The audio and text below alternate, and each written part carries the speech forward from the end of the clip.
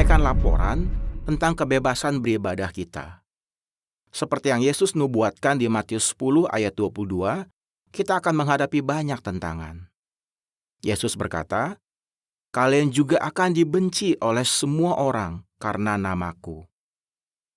Untuk membantu umat Yehuwa, baru-baru ini kami membentuk kantor kebebasan beribadah di cabang Eropa Tengah. Departemen kantor pusat ini akan mengatur pekerjaan kita untuk membela ibadah kita di Eropa. Nah, kalian mungkin berpikir, pekerjaan kita di Eropa sudah berlangsung selama bertahun-tahun. Apa ini memang perlu? Ya, perlu. Misalnya, baru-baru ini pemerintah Norwegia memutuskan bahwa saksi-saksi Yehuwa tidak akan lagi mendapatkan subsidi pemerintah yang seharusnya didapatkan semua agama yang terdaftar. Di dalam video ini, saya ingin membahas topik, apakah organisasi lembaga menara pengawal memberikan anggotanya, yaitu saksi-saksi Yehuwa kebebasan untuk memilih agamanya, sesuai dengan hati nurani mereka. Saksikan terus videonya.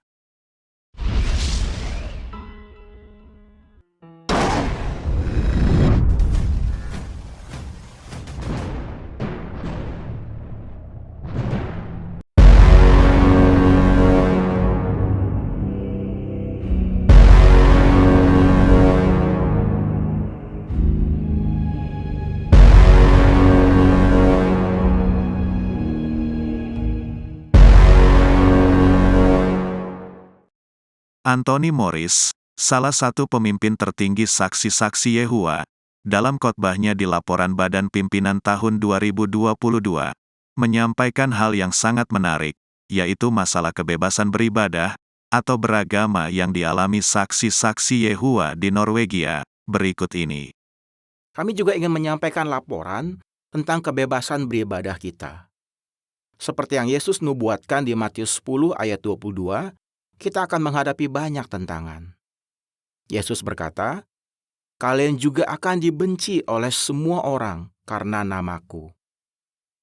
Untuk membantu umat Yehuwa, baru-baru ini kami membentuk kantor kebebasan beribadah di cabang Eropa Tengah. Departemen kantor pusat ini akan mengatur pekerjaan kita untuk membela ibadah kita di Eropa. Nah, kalian mungkin berpikir, pekerjaan kita di Eropa sudah berlangsung selama bertahun-tahun. Apa ini memang perlu? Ya, perlu. Misalnya, baru-baru ini pemerintah Norwegia memutuskan bahwa saksi-saksi Yehuwa tidak akan lagi mendapatkan subsidi pemerintah yang seharusnya didapatkan semua agama yang terdaftar. Nah, Saudara Jørgen Pedersen akan menjelaskan lebih lanjut soal hal ini. Kami kaget waktu menerima surat dari pemerintah di Oslo, Norwegia, yang mengancam akan mencabut izin kita sebagai organisasi agama yang terdaftar. Padahal, saksi-saksi Yehuwa sudah mengabar di Norwegia selama lebih dari 120 tahun. Selain itu, saat Nazi menguasai Norwegia selama Perang Dunia Kedua, saksi Yehuwa dianiaya karena iman mereka. Seorang pejabat yang dulunya Menteri Agama mengakui bahwa saksi-saksi Yehuwa adalah satu-satunya kelompok agama yang tidak mendukung Nazi. Dia berkata, orang-orang di Norwegia, terutama anak-anak muda, perlu tahu mengenai hal itu. Sejak dulu, kita dikenal sebagai warga negara yang baik. Bahkan, sebuah laporan mengatakan bahwa saksi-saksi Yehuwa adalah orang-orang yang taat hukum. Nah, sekarang pemerintah menghentikan subsidi untuk organisasi kita. Padahal lebih dari 700 organisasi agama lainnya masih menerima subsidi itu. Apa yang dilakukan pemerintah tidak sesuai hukum, dan itu melanggar kebebasan beragama di Norwegia. Jadi, kami sedang berupaya menyelesaikan masalah ini secara hukum dengan bantuan Kantor Kebebasan Beribadah. Kami juga sedang membicarakan masalahnya dengan pihak pemerintah, dan kami berdoa agar masalah ini bisa segera diselesaikan. Terima kasih, Saudara Pedersen. Pihak berwenang di Norwegia mengancam akan mencabut izin hukum kita di sana karena pengaturan dan kepercayaan kita yang berdasarkan Alkitab soal pemecatan. Di masa depan, banyak pemerintah akan menentang kebebasan beribadah kita. Mereka mungkin menekan kita untuk mengubah kepercayaan kita yang berdasarkan Alkitab, tapi kita jelas tidak akan melakukan hal itu. Seperti yang dikatakan Saudara Pedersen, kasus ini sedang ditangani. Sementara itu, tolong, teruslah doakan hal ini. Kasus saksi-saksi Yehua di Norwegia sangat menarik untuk dikaji. Mengapa? Sekarang ini, pemerintah Norwegia mencabut status hukum saksi-saksi Yehua sebagai sebuah agama yang diakui di Norwegia, sehingga organisasi menara pengawal tidak lagi berhak beroleh subsidi dalam bentuk keuangan sebesar 1,5 juta euro. Suatu jumlah uang yang luar biasa banyak, bukan? Apa alasannya? Pemerintah Norwegia mencabut subsidinya. Alasannya sederhana, yaitu organisasi saksi Yehua dinilai memiliki peraturan yang melanggar kebebasan beragama. Loh, kok bisa ya? Bagaimana mungkin organisasi saksi Yehua divonis telah melanggar kebebasan beragama? Dan peraturan apa yang dimiliki saksi-saksi Yehua yang dianggap telah melanggar kebebasan beragama?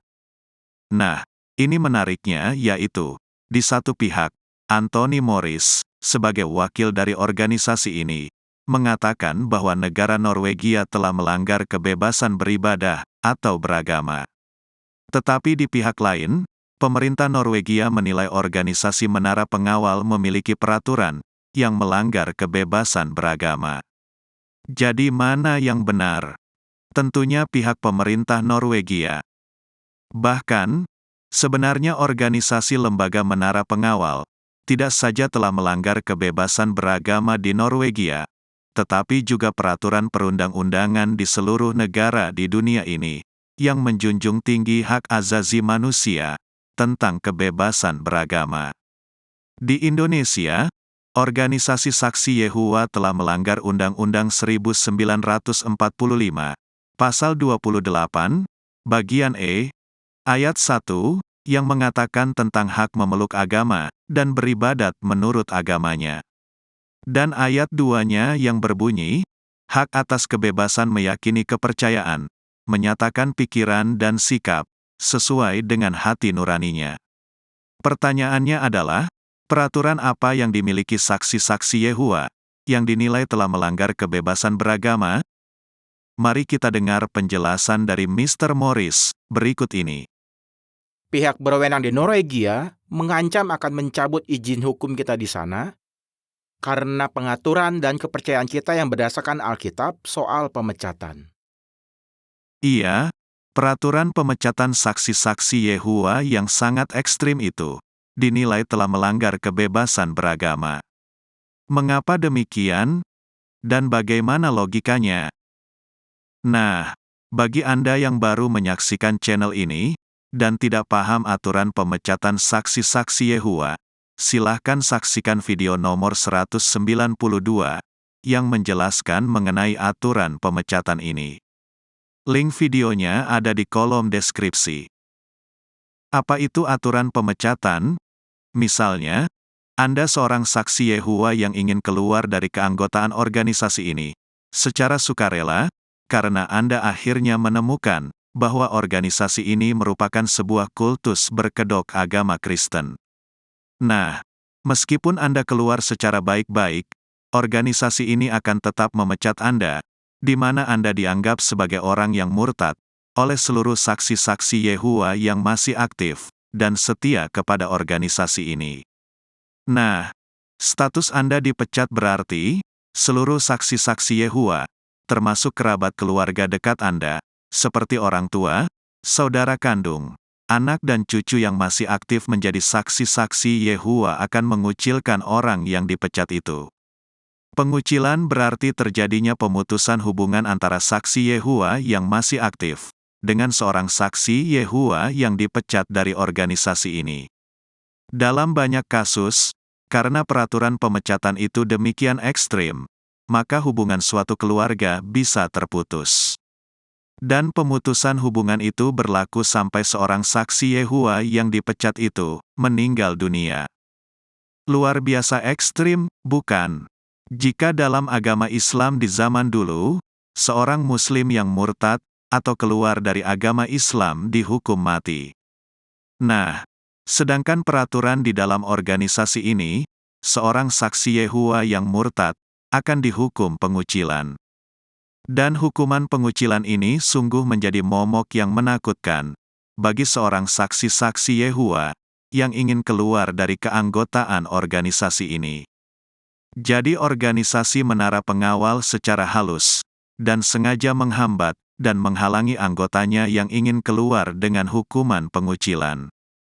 Dengan demikian, seorang saksi Yehova yang ingin keluar dan berpindah agama akan berpikir 1000 kali akibatnya karena ia takut dikucilkan.